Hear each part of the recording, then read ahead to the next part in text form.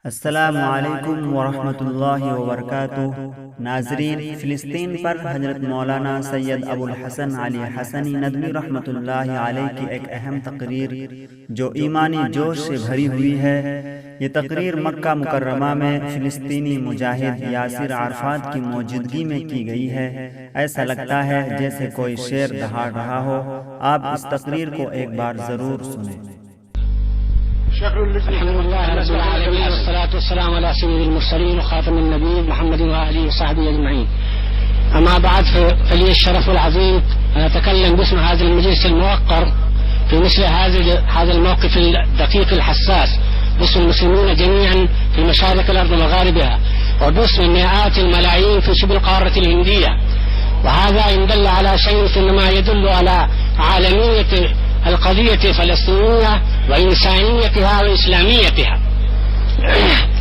إنني في هذه الساعة المتأخرة من الليل لا أريد أن أطيل عليكم وأن أشق عليكم، إنما أقتصر على دعاء في هذه الساعة المباركة الميمونة وفي رحاب البيت الحرام البيت العتيق ومحضر من مجاهد جليل يجاهد في سبيل القدس، في سبيل المسجد الأقصى ثالث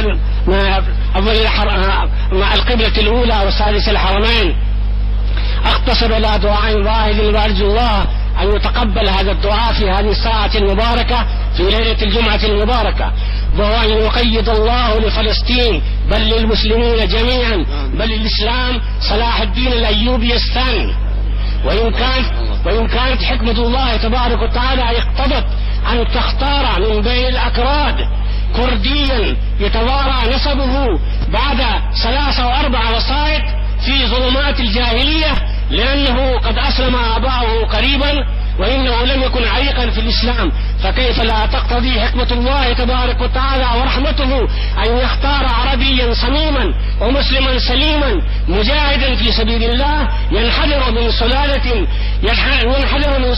من أصول عربية إسلامية عريقة في القدم. كيف لا تقتضي حكمة الله أن يختار من بين العرب ومن بين المسلمين صلاح الدين الأيوبي الثاني.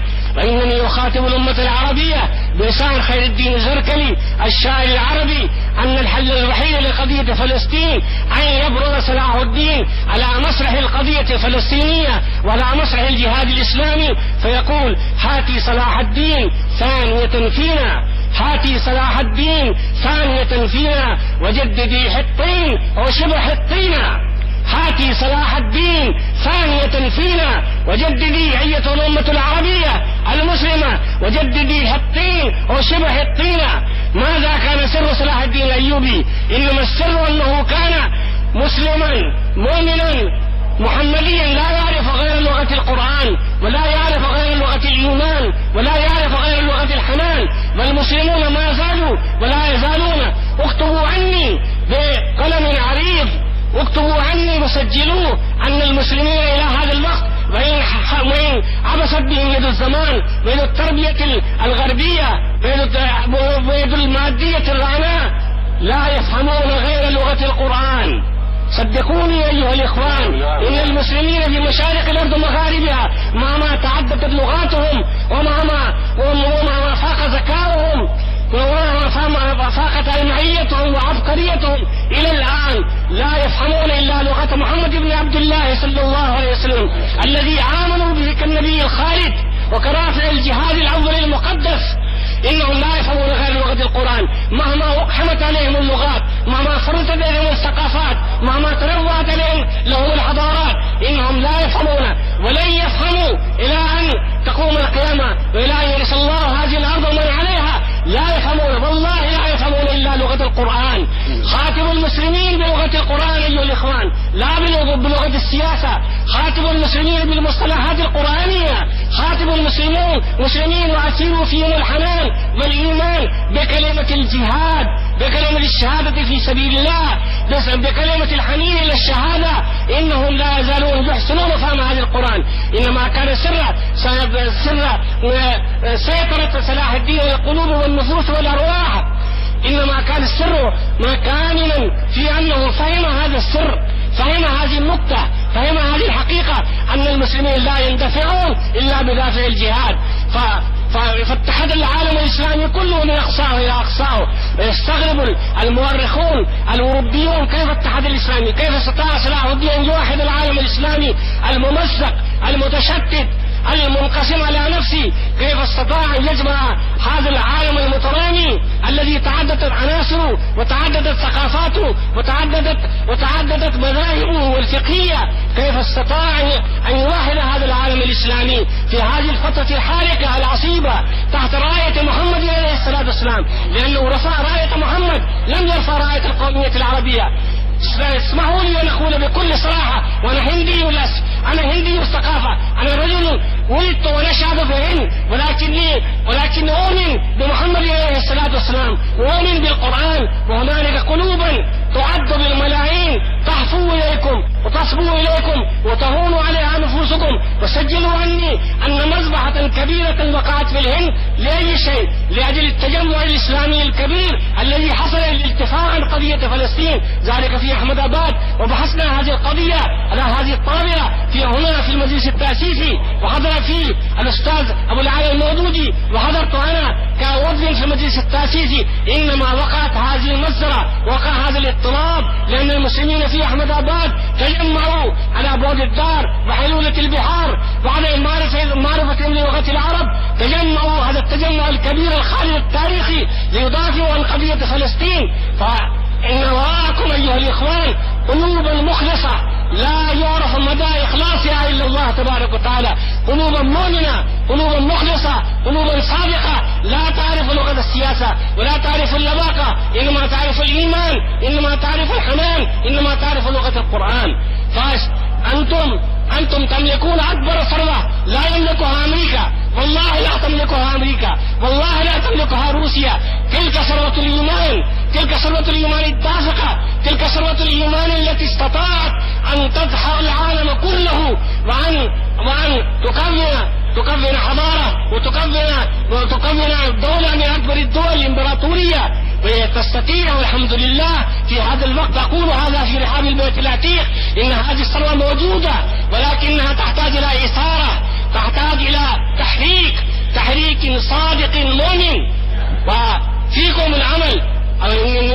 إنني أرجو الله أن يستخدمكم في سبيل هذه القضية، وأن يجعل منكم صلاح الدين الأيوبي الآخر، لا أقول الأخير، الآخر وليس الأخير. والإسلام كما قال لا يدرى أوله خير أم آخره. فإني أقول لكم أيها الأخ الكريم، أيها المجاهد الذي أنا أتبرك إذا كان التراب نالكم في ساحة الجهاد، فأنا أرجح ولا كثير من العبير ولا كثير من العطور.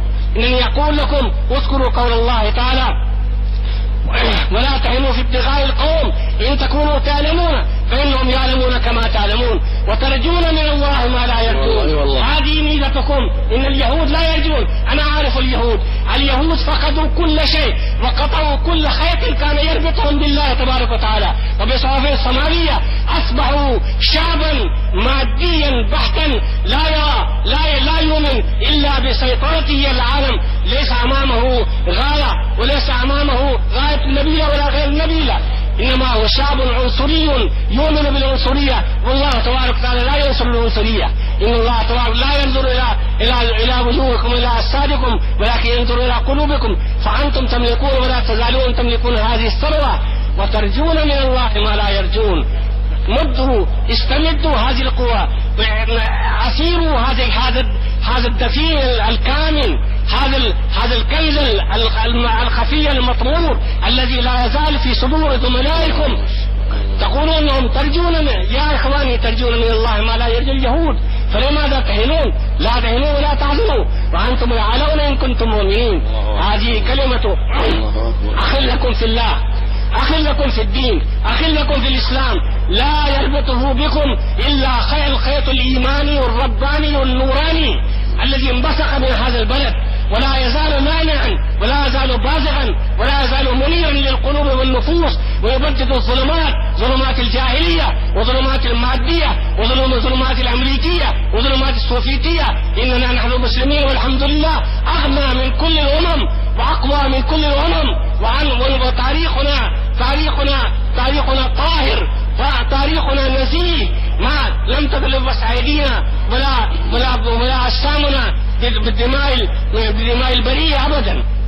فكن على ثقة أيها الأخ الكريم أيها المجاهد أن وراءك جيشا عرمرما من المسلمين، من القلوب المؤمنة، من الأرواح السعيدة، من الذين يستهينون بحياتهم ويستهينون بكرامتهم في سبيل الله. جربوهم، هل جربتموهم؟ لا والله إلى الآن لم يتفق لكم أن تجربوهم. إنكم لا تزال هذه الأرض بكرا، لا تزال هذه التجربة جديدة. جرب أيها الأخ هذه الأمة التي ملأت العالم كله، وهي وراءكم وأمامكم إن شاء الله، وتأخذون منهم ما هو أغلى وأعلى وأثمن وأعز من كل سلاح تأخذونه من أي قوة كبيرة. هذه كلمتي، وأنا قد أخذت فيها واسترسلت أكثر مما قدرت وما زورت الكلام وما ادخلت، ولكن هو الدافع الإيماني الذي على العرق العربي والإسلامي الذي ينبض، الذي يثور، الذي يملك عليه مشاعري، الذي يدفعني إلى أن أقول هذه الكلمة مرتجلة وأتركها مدوية مجلجلة في ربوع العالم كله. وتقبلوا مني أطيب التحيات وأصدق التحيات وأطيب التمنيات، والسلام عليكم ورحمة الله وبركاته. شكر الله لكم इस वीडियो को ज़्यादा से ज़्यादा शेयर कीजिए और मज़ीद ऐसी खबरों के लिए आप हमारे चैनल को सब्सक्राइब करें और बेल आइकन पर भी क्लिक करें ताकि आने वाली तमाम वीडियो से बाखबर हों।